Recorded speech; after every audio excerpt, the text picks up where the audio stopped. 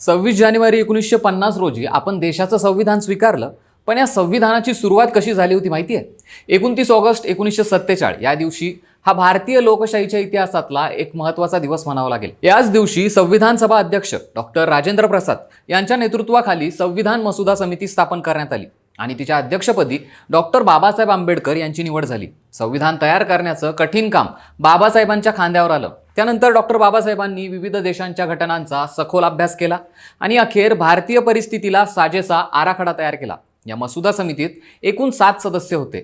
N Gopalaswami Ayyangar, Alladi Krishnaswami Iyer, K M. Munshi, Sayyed Mohammad Saadulla, B L. Mitter, Prasad Narayan Agarwal, D P. Khaitan, Mohammad Hizur Rahman आणि doctor Babasaheb Ambedkar अशी 8 जणांची मिळून ही समिती होती.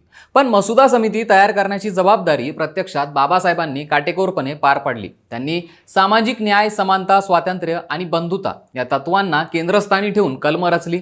लोकशाहीची चौकट घालताना त्यांनी नागरिकांना मूलभूत हक्क दिले, शोषित वंचितांना आरक्षणाची तरतूद केली आणि केंद्र राज्य संबंधाची रूपरेषा स्पष्टपणे मांडली. अत्यंत बारकाईने आणि तपशीलवारपणे ही प्रक्रिया पार झाली. यात पूर्णतः आधुनिक, वैज्ञानिक आणि प्रगतिशील दृष्टिकोनातून हजारो सूचना, दुरुस्त्या, चर्चांचा विचार करून या समितीने संविधानाचा मसुदा पूर्ण केला. त्यामुळे 29 ऑगस्ट 1947 रोजी सुरू झालेली ही ऐतिहासिक प्रक्रिया अखेरीस 26 जानेवारी 1950 रोजी पूर्ण होऊन भारताने स्वतःचं लिखित संविधान स्वीकारलं आणि बाबासाहेबांनी दाखवलेलं नेतृत्व भारतीय लोकशाहीचा पाया घालणारं ठरलं.